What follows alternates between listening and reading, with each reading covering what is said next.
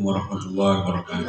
Waalaikumsalam warahmatullahi wabarakatuh. Alhamdulillah wassalatu wassalamu ala asyrafil mursalin wa qamaril nabiyyin wa sidratil muntaha sayyidina Muhammadin wa ala alihi wa sahbihi ajma'in. Amma ba'd.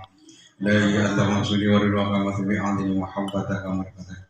Harapan guru-guru kita di Silatul Qadri yang langsung seraya khusus kepada Syekhina Mujina Murabi Ar-Rahina Hadrati Syekh Muhammad Al-Fatihah. A'udzubillahi minasyaitonirrajim. Bismillahirrahmanirrahim. Alhamdulillahirabbil alamin arrahmanirrahim. Iyyaka na'budu wa iyyaka nasta'in. Shiratal ladzina an'amta 'alaihim. Oke, tadi Syekh Nasir masih di Rashidi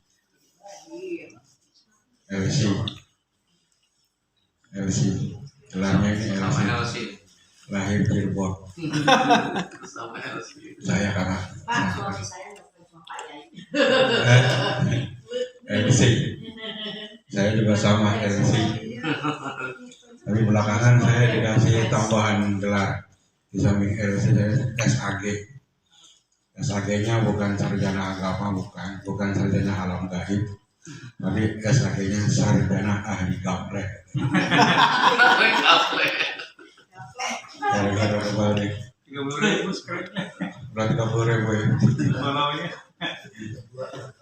Alhamdulillah ya, pokoknya biar senang aja. Ya. Bapak Ibu sekalian, terutama Ulu Khusus Sohibul Hajat Pak Haji di Santoso Ibu Ajawati seluruh keluarga besarnya semakin diberikan keberkahan semuanya, segalanya, selamanya dari Allah melalui guru-guru kita masing-masing pengusaha. Abah menyampaikan semua murid itu pasti diperhatikan oleh Abah. Jangan ada murid yang merasa saya nggak kurang diperhatiin, itu sudah sama Abah. Semua murid pasti diperhatikan sama Abah. Yang jauh, yang dekat, semuanya diperhatikan. Tapi Abah lebih memberikan perhatian lebih kepada murid yang menjadi pemangku manaqib. Semuanya diperhatikan oleh Abah, tapi Abah lebih memperhatikan lagi kepada pemangku. Karena Ibu Pemangku Manaqib ini ikut sangat membantu syiar dari Abah. Abah kan sering bantu Abah. Ada ikhwan datang, yang ditanya bukan apa-apa, gimana manaqibnya kan gitu. Hanya kan Abah nggak pernah gimana rumahnya udah nambah belum kan? Enggak. Jadi yang ditanya adalah mana? Jadi semua, maka yakin kalau kita menjadi pemangku manaqib, menjadi orang yang selalu menghidupkan manaqib, insya Allah dipanjangkan umurnya oleh Allah Subhanahu wa Ta'ala. Kenapa? Karena masih dibutuhkan. Ikhwan itu nggak akan meninggal kalau masih dibutuhkan oleh guru. Kalau Abah masih membutuhkan, kita nggak akan. Tapi kalau Allah sudah nggak membutuhkan, berarti alamat. Ya, dia dipulangkan ke mana? Balikpapan atau ke Sukabumi.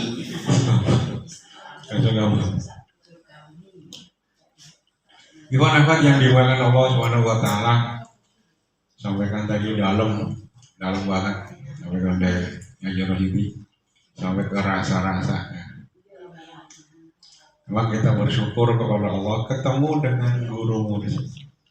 Paling nggak ada 3 keuntungan besar yang dimiliki oleh seorang ikhwan yang ketemu dengan guru murid. 1, keuntungan besar itu diantaranya kita semua kenal, jadi dikenal kepada Allah Subhanahu wa Ta'ala. Jadi kenal.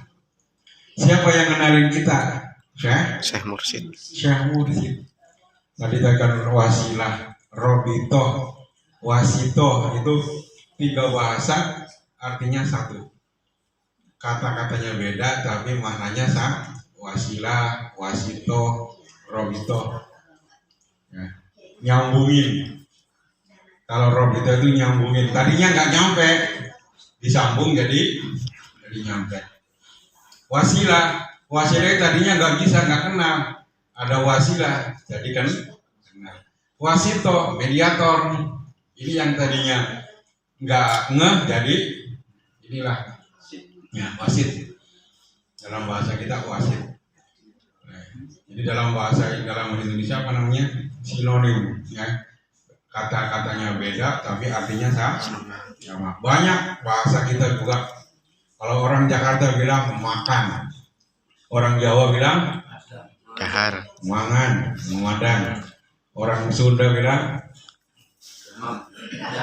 dahar. Ada yang tuang. Bahasa halusnya wadok. Ada yang lebih halus lagi ngontal. Itu artinya beda. Artinya satu tapi lafaznya beda. Kita dikenalkan oleh Allah. Siapa yang kenalin? Guru mursyid. Maka kalau kita ditanya, apakah kalian sudah kenal dengan Allah? Ya, udah kenal ke Allah belum? Sudah. Kita udah kenal Allah belum? Udah dikenalkan. Siapa yang kenalin kita? Guru mursyid. Kapan itu? Waktu ditalkin. Waktu ditalkin itu roh kita dibawa oleh guru. Saya dikenalkan dengan Allah. Ya Allah, ini muridku. Jawaban Allah udah pegang aja. Maka semua roh murid itu dipegang oleh guru mursyid. Kata Syekh Abdul Qadir, ya, siapa yang menghadap kepadaku menaruh perhatian, aku akan menaruh perhatian kepadanya. Siapa yang berguru kepadaku, aku akan naruh perhatian. Kalau muridku ada di barat, aku ada di timur, muridku tersinggah konya, pasti aku tutupi. Makanya seorang murid itu yang istighosa minta tolong kepada guru dimanapun jadi. Murid Syekh Abdul Qadir mau diperkosa di India, Syekh Abdul Qadir ada di Baghdad. Muridnya minta tolong, ditolongin. Waktu itu Syekh Abdul Qadir lagi wudhu, maka yang dikirim laki-lakinya.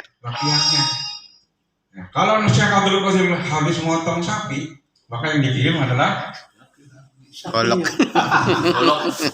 Bisa goloknya, bisa tulangnya. Ditolongin. Ini makanya kita ini bukan sembarangan. Setelah kita ditalaikan, kita sudah kenal dengan Allah. Buktinya apa? Bukti orang kenal itu bisa ingat. Orang itu kalau kenal pasti bisa ingat. Bapak kenal Pak Harto? Kenal Pak Harto nggak? Kenal. Coba bisa nggak ingat Pak Harto? Bisa. Bisa karena kan kenal. Kalau nggak kenal nggak bakal bisa. Nggak bakal bisa kalau nggak kenal. Nah, Bapak kenal nggak bapaknya Pak Harto? Tidak. Coba ingat-ingat bapaknya Pak Harto, bisa nggak? Gosok itu jidatnya, digosok jidatnya sampai lecet-lecet. Ingat bisa nggak? Karena nggak kenal. Maka orang yang tidak pernah ditalkin, tidak pernah dikenalkan dengan Allah. 1000 kiai datang, ayo mas, ayo bang, eling, gak bakal bisa. Kita disuruh eling, jawabnya ling. Suruh nyebut jadinya but. Gak bisa. Karena kadang gak kenal. Tapi kalau udah kenal datang ditalkin begini, pasti bisa. Ada tetangga orang awak, orang Padang, panggilnya Ajo. Dia Pariaman ya. Dia suatu saat ada orang tuanya, emaknya datang ke Jakarta. Pas ada manakib di dekat rumah, panggil itu zamannya Bano. Emaknya ini diajak ngaji, ditalkin. Nah, begitu ditalkin, ya talkin pakai Indonesia kadang-kadang ya orang kampung nggak ngerti. Orang nggak ngerti kadang-kadang orang kampung itu bahasa Indonesia nggak ngerti. Tapi kalau sinetron paham. Orang kampung sinetron paham nggak? Paham. Kadang-kadang bahasa Indonesia nggak bisa. Tapi sinetron pak. Begitu pulang kampung yang namanya juga ditalkin juga nggak tahu dia paham apa enggak. Ditahu juga nggak ngamalin apa enggak. Tapi setelah di sana dalam keadaan dia sakaratul maut, Sakaratul maut, orang-orang kampungnya manggil ustaz ini, dia diam. Diajarin dia nggak bisa, la ilaha illallah, nggak bisa. Sampai ustaz sampai kejar keluarganya. Akhirnya ada yang ingat, oh iya kemarin dibawa Ajo ke Jakarta. Dia apain sama Ajo? Kita tanya. Nah, akhirnya dari Padang nelpon ke Jakarta ke Cilacap. Ajo, assalamualaikum, salam. Ini emak lagi sakit. Ya orang Padang kan, emak lagi sakit. Dia enggak bisa diajarin la ilaha illallah.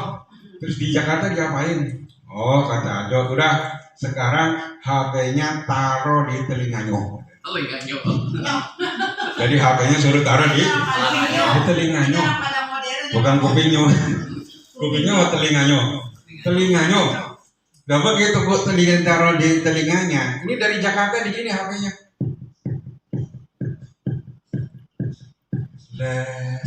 WSS. Ini enggak. Ternyata nunggu ini. Ini waktu ditalakin ingat. Diajarin secara zahir nggak bisa diingetin hari ini, akhirnya emaknya ingat loh. Nah, ternyata nunggu ini nggak mati. Meninggal. Jadi diajarin gini-gini kayak ini. Tapi ini khusus Ikhwan. kalau bukan ikhwan jangan dicoba. Bukan ikhwan meninggal, ayo Pak. Diusir kayak gitu. Dikenalkan. Tanda kita ini kenal dengan Allah, kita bisa ingat. Ya. Orang kalau nggak kenal nggak mungkin bisa ingat. Kalau nggak kenal, karena kita udah kenal Allah, dia talqin, ditanamkan zikir oleh guru kita, pasti kita bisa ingat. Lalu, ya, cuman mohon maaf, kadang-kadang kita itu bisa ingat, tapi belum sampai tadi kata Ki Rosidi, ingat sudah ingat, tapi ada yang sudah bisa merasakan, ada yang belum. Itu bedanya. Makanya salah satu hikmah. Kenapa guru kita nyuruhnya begini setelah sholat berapa? 129. Biar terasa. Kalau lama terasa nggak? Terasa kalau lama. Ya, segala sesuatu kalau pengen terasa haruslah lama. Awas jangan macam-macam pikirannya. Maksudnya biar lama ini, biar dirasakan dulu, jangan cok. Saya dulu. Ini kalau gini sekali cuman istilahnya kalau di air itu nggak bisa merasakan, ya. Kalau misalnya kita ada air hangat terus ke sini lagi, ya nggak dampak. Celup, udah diam dulu. Makanya 129. 2 menit setengah. Memang kadang-kadang prakteknya ya ada yang banyak yang kurang juga ya. Ini biar apa? Biar kita merasakan, biar sampai sir. Ya, kita udah bisa ingat tapi menembus yang kesirnya ini yang belum. Ya. Kita sudah menghadap Allah, bahkan menghadap Allah, tapi sirnya juga belum ada. Mungkin bisa ingatnya masih ada, tapi sirnya belum ada. Karena rasanya belum ada, nggak bisa kuat banyak. Orang kalau rasanya belum dapat, nggak bakal kuat lah. Ini makan risol, rasanya nggak dapat. Kira-kira kuat banyak nggak? Tapi kalau rasanya mantap, ada lagi ngambil lagi nggak? Ambil. Kayak pelem mana lagi? Kalau pelem mana lah? Ada. Mana lagi? Manis. Mana lagi? Mana lagi? Kalau udah rasanya dapat, udah orang kecanduan. Inilah makanya Rasulullah sholat sampai kakinya bengkak nggak terasa, karena rasanya sudah sangat nikmat, langsung liqah bersama dengan Allah. Ya, Sayyid Zainal Abidin lagi sholat, rumahnya kebakaran. Lagi sholat, rumahnya kebakaran. Dia tetap teguh, nggak meninggalkan. Ya. Tetangga-tetangganya pada berisik, ya ibda Rasulullah, anar, wahai anak cucu Rasulullah, kebakaran cuek lah. Karena sedang merasakan nikmatnya beribadah kepada Allah. Sayyidina Ali kena panah. Dalam satu orang kena anak panah, nancep. Sudah bersetengah. Namanya anak panah nancep itu kan ditembusin, sakit ditarik malah Tambah hati. apa kata Sayyidina Ali, nanti cabut saja atau amblesin saja, tapi nanti saya dalam lagi sholat. Akhirnya Sayyidina Ali sholat, lagi sholat ditembusin itu anak. Kita ada di nyamuk aja ribet. Ditembusin, Tarik. ditarik, nggak ada reaksi apa-apa. Begitu selesai sholat kayak gini, alhamdulillah kaki terasa enteng ya. Ternyata anak buahnya sudah pecah. Itu lagi sholat. Ya, ini boleh dicoba ya, tak dicoba. Nah, ketusuk duri atau apa? Nanti cabut ya kalau lagi sholat. Lagi baca-baca kalau lagi, aduh pelan-pelan. Kenapa? Ada rasanya. Kenapa kita belum bisa lama beribadah kepada Allah? Belum ada rasa. Seseorang kalau sudah dapat sirnya, dapat rasanya, enak aja. Ya.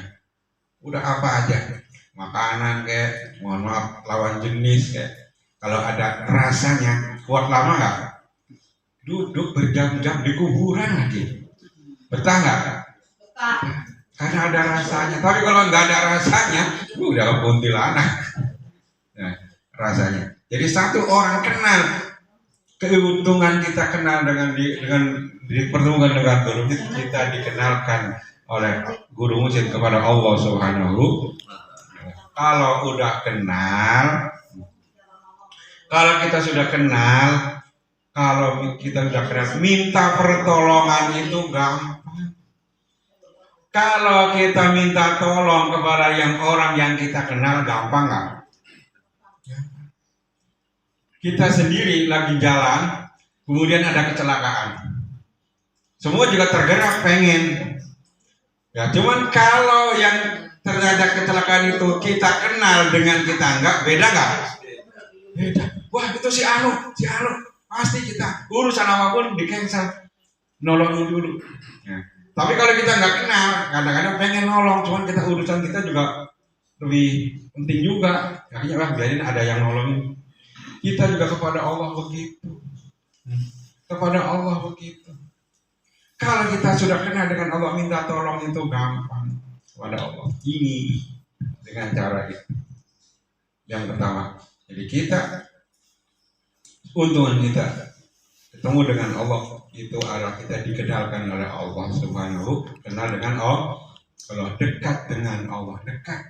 Ya. Kalau dalam hadis suci orang dekat itu ma'itaqarrabul abdu ilayya bin nawafil bil faraid walakinnal abdu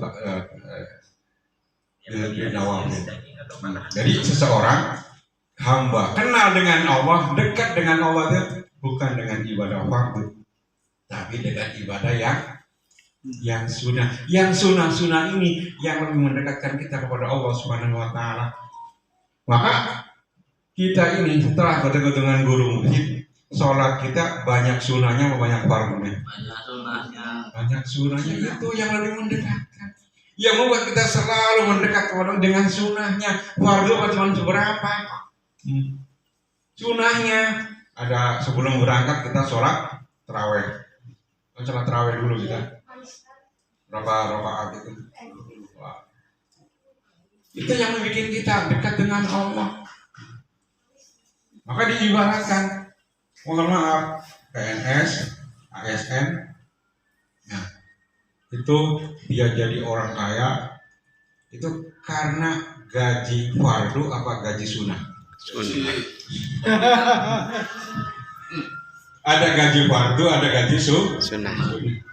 Presiden gaji fardunya berapa? Gaji pokok presiden berapa? 50-an. Ya sekitar 5 bulan itu ya. Tapi sunnahnya yang ya itu yang bikin kalau fardunya nggak seberapa. Ya sunnahnya ini. Ya. Inilah makanya kita beruntung. Pertama, yang kedua, keuntungan kita ketemu dengan guru itu kita dekat dengan Rasulullah Sallallahu Alaihi selalu kita didekatkan dengan Rasul. Setiap kali manakib pasti ada Rasulullah. Setiap manakib pasti Rasulullah hadir. Alhamdulillah. Pasti. Amin, amin. Nah, Amin. kalau saya safari manakib ke Jawa Tengah, ke Pati, ke Semarang, kalau ada Ki Mas'udin itu berisik. Saya pernah di sampingnya. Itu saya tidak ada. Itu Rasulullah ada dalam. Ayo mulai. Saya ingat saya kemana? Sampai segitunya. Jadi Rasulullah hadir itu kelihatan. Ya. Ini zamannya Abah Anom kalau manakib di Mampang, Pak De Harun, betul di rumahnya apa? Kincir Widodo itu ajengan Ang Cianjur itu selalu begitu. Lagi manakib sebelum Waalaikumsalam. Selalu menjawab sah. Padahal nggak ada orang yang datang. Ketika ditanya ajengan, itu si Anu datang mengucapkan salam. Saya jawab Waalaikumsalam. Itu bagi beliau. Bagi kita yang nggak dengar nggak usah. Itu lagi mana? Waalaikumsalam. Nggak melihat apa-apa padahal. Padahal nggak lihat apa-apa, nggak dengar apa-apa. Waalaikumsalam. Kenapa? Saya yakin ada yang dalam. Kedengaran nggak? Enggak. Pegang jidahnya panas kok. Dekat dengan pasti hadir. Di dalam manakib pasti hadir Rasulullah, pasti kita semua ditatap. Oh, Ustaz Amedi, Ade Harun, Ansori, Mujo, Iwan, semua ditatap. Oh, manakib. Setiap kali manakib ditatap. Berarti kita dikenal nggak? Dikenal nggak? Dikenal, pasti dikenal. Seluruh ahli sila datang kita dikenal. Makanya cerita dari Ciratas, sekarang orangnya masih hidup. Orang awak, kampung yang jauh di Mato. Namanya Pak Imam Mulia, masih hidup sekarang. Kalau manakib tawasul. Nah, dia satu saat dia datang ke rumah sakit Pasar Rebo karena telinganya sakit. Datang ke rumah sakit Pasar Rebo karena memeriksakan telinganya yang sakit, bawa PT 80 sampai 1000. Ke dokter THT bawa PT 80 sampai 1000. Cukup enggak? Tidak. Cukup enggak? Tidak. Enggak cukup ya. Ke dokter THT. Akhirnya kata dokter, udah Bapak pulang lagi aja. Nah, ini kurang duitnya. Kata Pak Imam tadi, ya dokter, saya udah ada kerja, saya udah ada dagang lagi, ambo udah tua, ya, dia udah biti, udah ada lagi, akhirnya pulang dalam keadaan kecewa. Malamnya dia bermimpi ketemu dengan orang yang berjubah putih. Orang berjubah putih langsung, Pak, telinganya masih sakit, masih Pak, ini saya obatin, diobatin dalam mimpi. Kolak balik sampai dia sembuh. Udah masih sakit? Enggak, udah sembuh Pak, makasih. Assalamualaikum warahmatullahi wabarakatuh. Pergi orang yang berjubah putih. Setelah pergi orang berjubah putih, datang anak kecil. Anak kecil tadi ngomong, kakek tahu nggak siapa tadi yang mau obatin kakek? Nggak tahu, itu Syekh Tolha. Jadi ternyata orang itu sakit, yang ngobatin Syekh Tolha. Padahal orang itu ke Cirebon aja nggak pernah, lagi ada orang Padang. Kalau yang diobatin Munawir kan pantas. Wong Cirebon, wong dewek sering bolak-balik. Ini orang awam. Pertanyaannya, kenal di mana itu orang itu dengan Syekh Tolha? Kenalan di mana? Di mana? Di mana? Kan kita selalu ngirim, Bu. Ya. Iya, makanya ya. Hadir manakib. Kan beliau di Fatihah kan? Iya. Fatihah, Al-Fatihah. Datang. Syekh Tolha ngata. Oh, orang ini megangin telinga mulu. Dan telinganya lagi sakit. Ada ikhwan lagi manakib megangin kepala mulu. Berarti kepalanya lagi sakit. Ada ikhwan lagi manakib megangin kantong mulu. Berarti kantongnya lagi ketemu, dikenalkan dengan melalui apa? Sholawat. Sholawat itu yang mendekatkan kita dengan Rasulullah. Guru kita itu luar biasa, ya. Semua sholawat dulu. Dalam khataman sholawatnya berapa kali? Ya, kita disuruh paling enggak 2 kali. Ya, habis maghrib sama habis isya. Kalau habis asar, ya berarti ntar habis asar khataman enggak? Enggak. Khataman masih. Masih khataman? Nanti malam. Kan yang semalam. Masih ada nggak ya? Kan yang semalam belum. Lailatul Qadarnya masih ada. Nanti malam. Nanti malam khataman Lailatul Qadar. Iya, kan semalam kan masih Lailatul Qadar. Ya asar nanti masih khataman. Asar khataman habis isya Tidak. masih Lailatul Qadar ntar malam. Udah tanggal 1. Ya udah, nggak ada larangan, pokoknya habis asar khataman, habis isya khataman lagi nggak apa-apa. Ya kan ntar malam tanggal 1. Ya. Udah biasa no. Maka ajakan judul di dalam forum Magetan itu kan ada buat ceritakan. Ja'a rajulun ila ba'dil arifin. Ada seorang laki-laki datang ke ba'dil arifin bertanya, "Ya Syekh, bagaimana saya tahu saya ini tertulis menjadi orang yang bahagia atau orang celaka?" Kan manusia itu dalam hadis umur 4 bulan sudah dipastikan. Ditulis apakah dia termasuk orang yang bahagia atau orang yang celaka. Kata itu, bagaimana saya ini tahu saya ini termasuk orang yang celaka atau bahagia? Seorang pemuda bertanya kepada Mbak Abdul Alim, seorang yang alim manfaat. Apa jawabannya? Nah, untuk membedakan antara orang bahagia dan orang yang celaka, kata Mbak Abdul Alim tadi, as-salatu ala nabi sallallahu alaihi wasallam, tergantung sholawatnya kepada baginda Rasulullah. Fanzur ala nafsika, perlihat kepada dirimu, periksa dirimu. Kalau kamu termasuk orang yang selalu sholawat kepada baginda Rasul, yakin itu kamu termasuk orang yang bahagia. Tapi kalau kamu ini terhalang, tidak sholawat kepada baginda Rasulullah, hati-hati, kamu ini adalah orang yang celaka. Wa anta dan kamu tidak menyadarinya. Nah, ini jadi kita ini digiring oleh guru kita, suruh sholawat ini biar kita pasti termasuk orang yang Bahagia. bahagia. Jadi nggak sembarangan. Jadi bukan asal wah enak ya ikut apa, pokoknya ikut surga aja. Ya belum tentu juga. Kan kata banyak juga yang tadinya ikut apa, tapi nggak mau suhbah, nggak mau ngumpul orang. Para ikhwan nggak mau manakib, dia terpental lagi kembali ke makom. Banyak. Jadi nggak jaminan sekarang yang kumpul dengan apa, nanti ngumpul lagi belum jaminan. Ya bisa jadi memang mungkin bisa disyafaati. Tapi kalau udah terputus, udah kembali ke makom umum, ya udah umum lagi. Ya.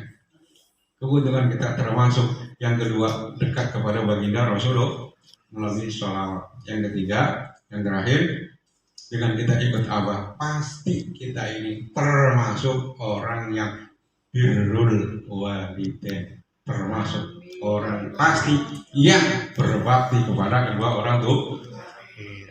Pengamal tadi kan semuanya orang yang berbakti. Kenapa? Satu, Fatihahnya nggak pernah selesai. Setiap kita sholat pasti orang tua kita di-Fatihah.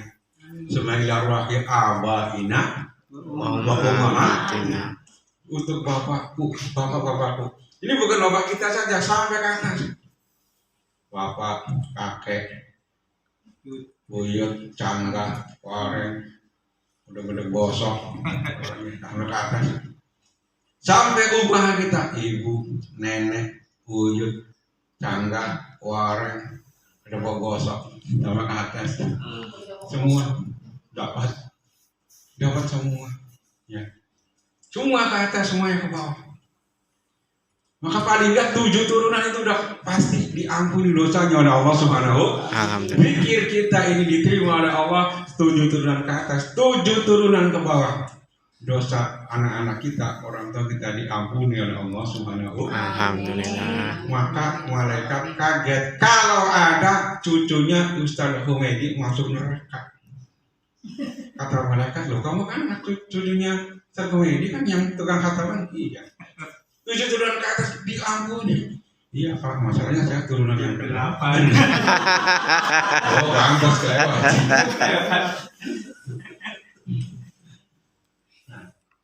Jadi pasti satu dengan arwahnya Allah, yang kedua dengan sholat birrul walidain. Sholat birrul walidain itu luar biasa. Doa ini pahalanya untuk kedua orang tua, baik orang tua kita yang sudah wafat maupun orang tua kita yang sudah meninggal. Sama ada. Baik yang sudah wafat maupun yang masih Hidup. itu buat orang tua kita. Udah enak banget. Seorang tua yang sudah di alam sono, yang anak jadi pengamal teknik, udah yang ngira jadi kipas-kipas aja udah pensiunan, ini rekeningnya nambah terus. Sementara kuburan di sebelahnya pada nangis. Kuburan di sebelahnya pada nangis. Kenapa? Anak yang nggak pernah doa. Ya. Sekali waktu mau puasa, dia datang ziarah, bukannya tahlil malah nyapu doang. Malah nyapu doang. Ini orang yang jadi ikhwan pasti menjadi anak yang berbakti kepada kedua orang tua. Dan kalau kita berbakti pasti anak-anak kita juga akan berbakti kepada kita. Itu udah terjadi begitu. Saya ngomong ingat pernah manakib di Pak Haji Haryanto, dia masih ada. Abah udah di situ, ada orang datang manggil dengan anak saya, bandel banget, nakal banget anak saya dengan. Apa kata Abah jawabannya? Bukan, mana anaknya? Sini. Enggak begitu. Tapi dibilangin orang tuanya, Bapak masih punya orang tua. Bapak udah nggak ada, dengan ibu saya masih ada. Kata Abah Hawas, kepada Bapak yang sudah meninggal sering-sering didoain. Kepada ibu orang tua yang masih hidup sering-sering kita minta maaf. Abah mengeluarkan dalil birru aba aku tabaru abnakum. Berbaktilah kalian kepada orang. Pasti anak-anakmu menjadi orang yang berbakti. Kalau ada bayangan besi itu bengkok, ya, ada bayangan itu bengkok. Ternyata bayangan yang besi. Yang kita lempengin bayangannya apa besinya? Besinya. Nah, besinya apa bayangannya? Besi. Kalau yang dilempengin bayangannya sampai lebaran monyet. Lempengin besinya, pasti itu bayangan akan lempeng dengan anak itu bayangan dari luar biasa guru kita. Nggak ada yang dimarahin, nggak ada. Kita sholat tahajud berdoa kepada Allah. Seorang suami dihaki ya Allah setelah sholat tahajud dihaki sholat tahajud dihaki bismillahirrahmanirrahim dihaki Nabiyyina Muhammadin Allahumma ja'alni wa zawjati wa auladi min ibadikas. Ya Allah, jadikan aku, jadikan istriku, jadikan suamiku, anak-anakku menjadi hamba-hambamu yang saleh. Pasti itu anak ketarik. Anak-anak pasti ketarik dengan doa ibu, dengan doa orang tuanya. Ketarik yang tadinya nyeleweng, dilempengin, yang tadinya keluar dari dia, dengan izin Allah, dengan barokah guru. Nggak usah dibilangin, nggak usah ngomongin macam-macam. Ya, anak sekarang kalau dibilangin juga nggak bisa. Loh, jangan terlalu loh. Ingat kata orang Jawa, buntut curut, buntut kuda. Kudu nurut sama orang tua.